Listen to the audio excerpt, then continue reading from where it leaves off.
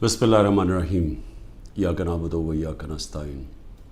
سب سے پہلے تو میں تحریک انصاف کے کارکنوں کو مبارک دیتا ہوں کہ اس کے باوجود کہ پورا کریک ڈاؤن ہوا تحریک انصاف کے خلاف، تقریباً ساری لیڈرشپ یا جیل میں ہے یا انڈر گراؤنڈ ہے، چھپی ہوئی ہے، اس کے باوجود جس طرح پبلک نکلی اور اس چیز کے اوپر جو کہ ہر مسلمان کو تکلیف دیتی ہے کہ قرآن کی جو بے حرمتی کی گئی سویڈن کے اندر اور آزادی رائے کے آڑ لے کے اس کے پیچھے چھپ کے کی گئی، تو مجھے بڑی خوشی ہوئی کہ ایک زندہ قوم کی طرح اور اپنے کارکنوں کو میں خاص طور پہ کہنا چاہتا ہوں کہ زندہ قومیں نکلتی ہیں حق سچ کے لیے اور انصاف کے لیے، اور مجھے بڑی خوشی ہوئی ہے دیکھ کے کہ ہم نے کم از کم پاکستان سے ایک آواز اٹھی پرامن طریقے سے کہ یہ ہمیں اس چیز نے تکلیف دی ہے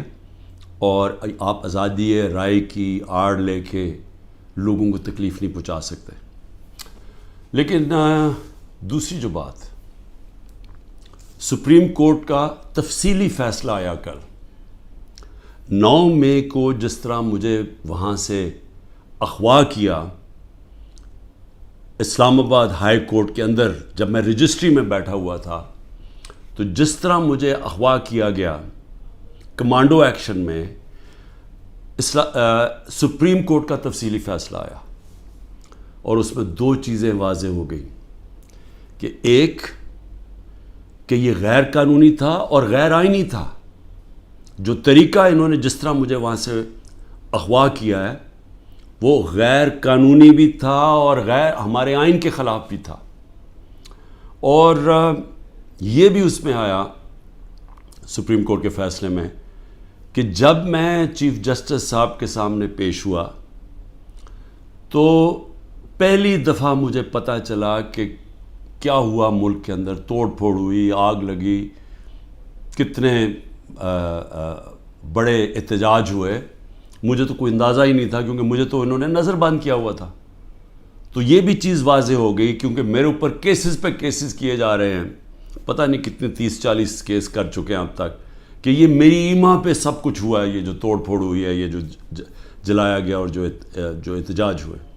تو میں آج یہ سب سے پہلے کہنا چاہتا ہوں کہ اب اگر جو ملک کی سب سے بڑی عدالت کا فیصلہ آ گیا ہے کہ یہ غیر آئینی اور غیر قانونی طور پہ مجھے وہاں سے جس طریقے سے مجھے وہاں سے پکڑ کے لے کے گئے ہیں، جس طریقے سے انہوں نے شیشے توڑے رجسٹری آفس کے، وہاں کے سٹاف کو ڈنڈے مارے، ان کی کمپیوٹر اور اکوپمنٹ کو توڑا، میرے لوگوں کو جو گارڈز تھے ان کو مارا، وکیلوں کو مارا، مجھے سر پہ ڈنڈا لگا، اور پھر جس طرح ایک دہشت گرد اور مجرم کی طرح وہ جو کہ ملک کی سب سے بڑی پارٹی کا سربراہ ہے، ساری دنیا نے وہ پھر دیکھا جس طرح مجھے انہوں نے وہاں سے پکڑ کے لے کے گئے، اور پھر دنیا میں خبر کیا گئی کہ جی کرپشن کے اوپر عمران خان کو پکڑا،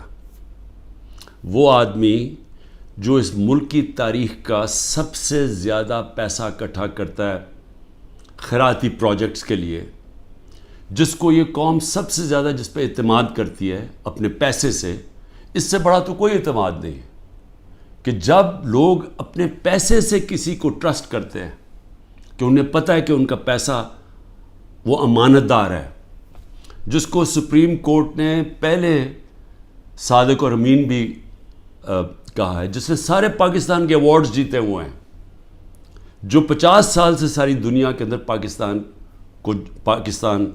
پاکستانی کو دنیا جانتی ہے، اور جس نے اپنی طرف سے کرکٹ کے اندر پاکستان کا نام روشن کیا۔ تو میرا سب سے پہلا سوال یہ ہے کہ اس کا کون ذمہ دار ہے؟ کیا انٹیریئر منسٹری ذمہ داری اٹھائے گی اس کی؟ کوئی اس کو ذمہ دار ٹھہرائے گا؟ اور کیا نیب چیئرمین اس کی ذمہ داری لے گا جو ہوا میرے ساتھ؟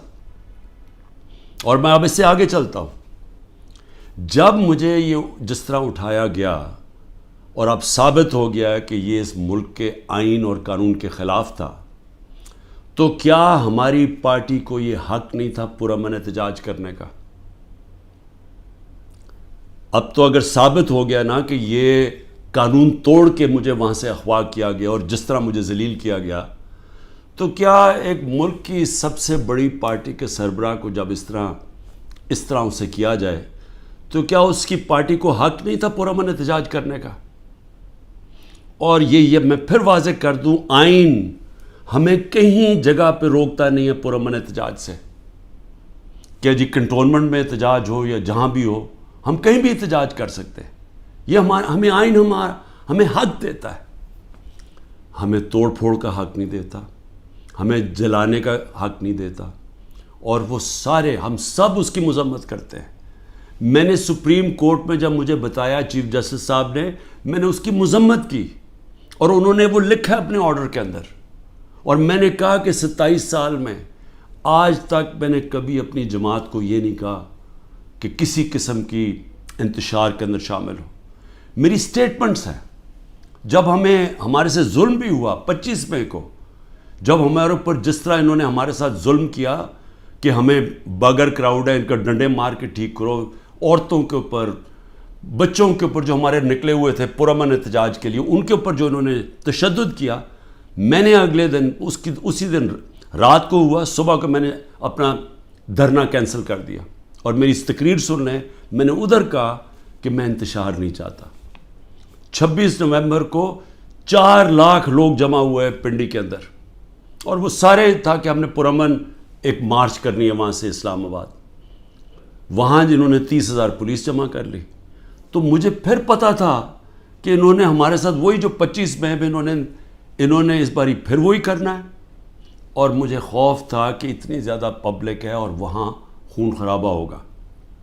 میں نے کینسل کر دیا، میں نے اسلام آباد کی مارچ 26 نومبر کو کینسل کی، اور اس کے بعد یہاں 8 مارچ کو جب ہم پرامن ہماری الیکشن کی ریلی نکلنے شروع ہوئی، انہوں نے اس کے اوپر جب حملہ کیا، پھر وہ میں نے ریلی کینسل کی، میری تقریر ہے۔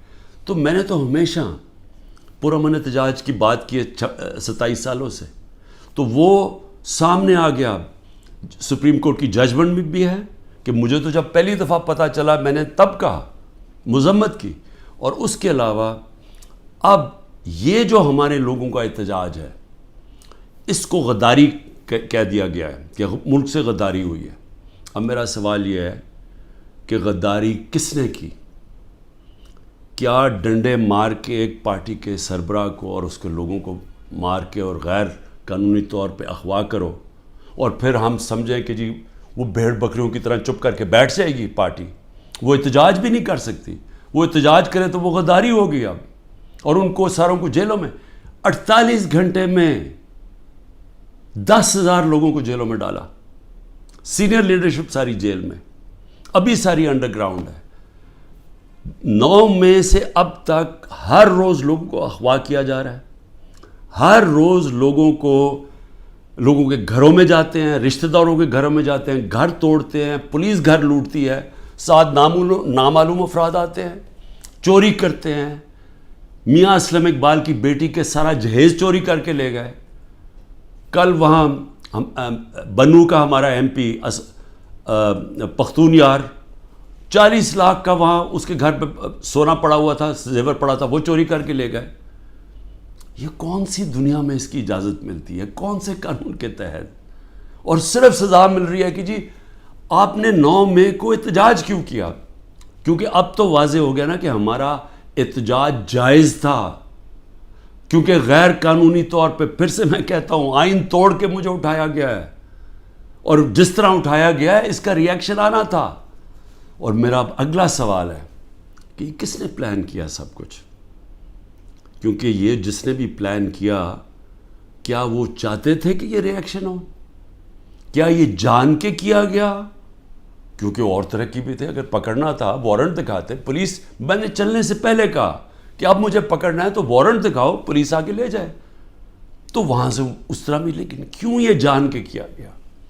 اور مجھے یہ شک ہے پری پلان تھا سب کچھ، یہ ریئیکشن پتہ تھا اس کا ریئیکشن ہونا ہے، اور اس ریئیکشن سے پہلی تیاری کی ہوئی تھی کہ اس کے بعد کرنا کیا ہے، کیسے انہوں نے تحریک انصاف کو کرش کرنا ہے، جو ابھی تک کوششیں ہیں.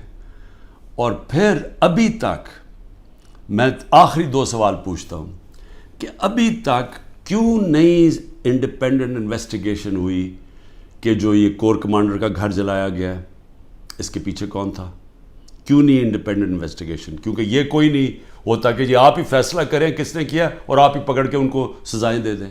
یہ جج، جوری، ایکسیکیوشنر دنیا کے کسی قانون میں نہیں ہوتا. تو کوئی انڈیپینڈنٹ انویسٹیگیشن نہیں ہوئی. ہم ڈیمانڈ کرتے ہیں انڈیپینڈنٹ انویسٹیگیشن ہو. انشاءاللہ ہم ثبوت دیں گے کہ اس کے اندر لوگ گھسائے ہوئے تھے، ایمبیڈ کیے ہوئے تھے لوگ.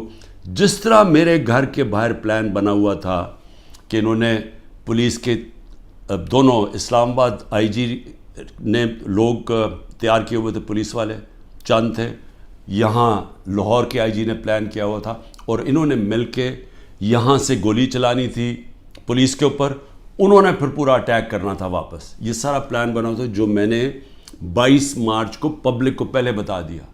تو یہ بھی ایمبیڈ کیے ہوئے تھے، لوگوں کو اندر گھسایا ہوا تھا ہمارے، کیونکہ ہر جگہ سے، کیونکہ میں نے جب بعد میں پوچھتا گیا کہ یہ ہوا کیا ہے، ہر جگہ سے ایک آئی کہ جی لوگ تھے، کئی لوگ اندر گھسے ہوئے تھے، وہ اشتعال دلوا رہے تھے لوگوں کو. اور پھر ہر جگہ سے ایک چیز آئی کہ جی یہ جو ریڈیو پاکستان جلا، یہ کوئی ماچس کی تیلی سے تو نہیں جلا. جو میاں والی کے اندر جہاز چوک جو سب کو فخر کرتے تھے، وہ سیبر جو لگا ہوا ہے میاں والی میں، اس کو کس نے جلایا ہے؟ ایلومینیم کیسے جل سکتا ہے ماچس سے؟ کوئی پلان ہی تھا نا. تو چلیں ہم غلط ہو سکتے ہیں، لیکن انڈیپینڈنٹ انویسٹیگیشن تو ہونا چاہیے نا اس کا. وہ کیوں نہیں ہو رہا؟ اور مجھے افسوس ہے کہ جو فضا بنائی ہوئی ہے کہ غدار پوری پارٹی کو غدار بنایا ہوا ہے، اس فضا کے اندر یہ نہیں ہونے لگا. یہ جو اس وقت جنگل کا قانون پاکستان میں ہے، یہ نہیں ہوگا. اور دوسری چیز میں سوال پوچھتا ہوں آج کہ جو 25 لوگوں کو شہید کیا گیا،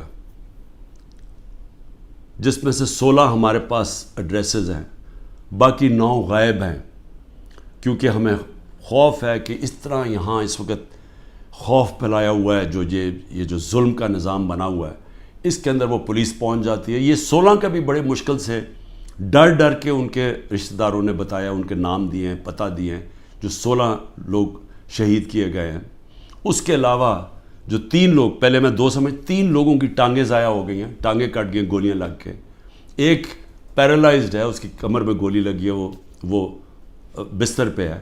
اور اس کے علاوہ 50 سے زیادہ لوگوں کو گولیاں لگی ہیں. اب میں یہ سوال پوچھتا ہوں، یہ کیا پاکستانی نہیں تھے؟ یہ انسان تھے نا. تو انسانوں کے تو حقوق ہوتے ہیں. تو آج ابھی بھی اب ختم ہوا ہے فرانس میں، ایک 17 سال کے ٹین ایجر کو گولی ماری ہے پولیس نے، آگ لگ گئی سارے، 1000 سے زیادہ بلڈنگز اور گاڑیاں جل گئی فرانس میں، کیونکہ ایک انسان کی جان لی تھی فرانس کی پولیس نے. یہاں کوئی فکر ہی نہیں ہے، کوئی انویسٹیگیشن ہی نہیں ہے. سب نہتے تھے، کسی پولیس والے کو، کسی رینجر کو کوئی گولی نہیں لگی. اس کا مطلب یہاں سے تو کوئی فائرنگ نہیں تھی. تو کیا پہلے ایک غیر قانونی اور آئینی غیر آئینی چیز کی جاتی ہے جس کا ریاکشن ہوتا ہے؟ پرامن احتجاج ہمارا آئین ہمیں حق دیتا ہے. تو کیوں ان کو ابھی تک انویسٹیگیشن نہیں ہوئی کہ یہ جو لوگ بیچارے نوجوان تھے، ان کے ماں باپ تھے، بیوی بچے تھے، ان کو جو گولیاں ماری گئیں، کوئی نہیں پوچھے گا. ابھی تک تقریباً 2 مہینے ہونے والے ہیں، کوئی پوچھے گا نہیں کہ یہ بھی پاکستانی، ان کے بھی رائٹس ہیں، ان کے حقوق ہیں. تو اس کو بھی صرف ایک پوری فضا بنا کے کہ جی پاکستان کے اندر جو یہ ہوا ہے 9 مئی کو، اس کے اوپر ایک پوری پارٹی کے اوپر، اس کے اوپر ہر قسم کا تشدد کرو، ان کو دباؤ، ختم کرو. اور میں سمجھتا ہوں یہ پری پلان تھا، سب کچھ پہلے سے پلان بنا ہوا تھا. میں آخر میں یہ کہنا چاہتا ہوں کہ دیکھیں، میں پاکستان کی اب بات کر رہا ہوں، میں اپنی پارٹی کی بات نہیں کر رہا. یہ جو ظلم ہو رہا ہے ایک ملک کی سب سے بڑی پارٹی کو سازش کے تحت، کیونکہ الیکشن یہ پی ڈی ایم والے اب لڑ نہیں سکتے، ان سب کو خوف ہے کہ الیکشنز کے اندر انہوں نے ہار جانا ہے. تو یہ پوری سازش کا حصہ بنے ہوئے ہیں اور اسٹیبلشمنٹ کے ساتھ جان کے اسٹیبلشمنٹ کو ہمارے خلاف اور کر رہے ہیں، صرف اس لیے کہ یہ الیکشن میں پی ٹی آئی کو اسٹیبلشمنٹ ختم کرے پی ٹی آئی کو، تاکہ یہ چور پھر سے الیکشن جیت کے آ جائیں. اور ان کا کوئی انٹرسٹ نہیں ہے پاکستان میں. 14 مہینے میں انہوں نے پاکستان کو ادھر کھڑا کیا ہے کہ جو آج اگر کل ہم نے آئی ایم ایف کے ساتھ اس لیے ڈیفالٹ سے بچانے کے لیے اپنے ملک کو تباہی سے بچانے کے لیے، حالانکہ ہمارے پر ہر قسم کا ظلم ہو رہا ہے، ہم نے اس کے باوجود ان کی سٹینڈ بائی ایگریمنٹ کے ساتھ اس لیے گئے ہیں کہ ہمارا ملک بچ جائے. ان کو کوئی فکر نہیں ہے کیونکہ ان کے سارے پیسے باہر پڑے ہیں.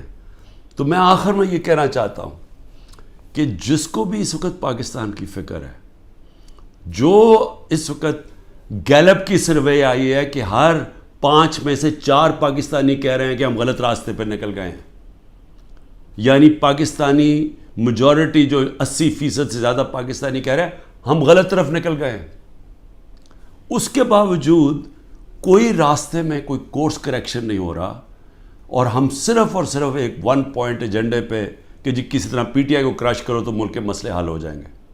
اور اس سے کس کو فائدہ ہو رہا ہے؟ کون ہیں وہ لوگ جو اس تباہی سے فائدہ اٹھا رہے ہیں؟ وہ میں آپ کو یقین دلاتا ہوں کہ وہ پاکستان کی اکثریت نہیں ہے. یہ تھوڑے سے لوگ ہیں جو قبضہ کر کے بیٹھے ہوئے ہیں وسائل پہ، جو قانون کے اوپر بیٹھے ہوئے ہیں، اور وہ صرف اور صرف چاہتے ہیں کہ ہمارا یہ جو قبضہ ہے یہ برقرار رہے، ملک جائے بہاڑ میں، کیونکہ ان کے پیسے باہر پڑے ہوئے ہیں. پاکستان زندہ باد.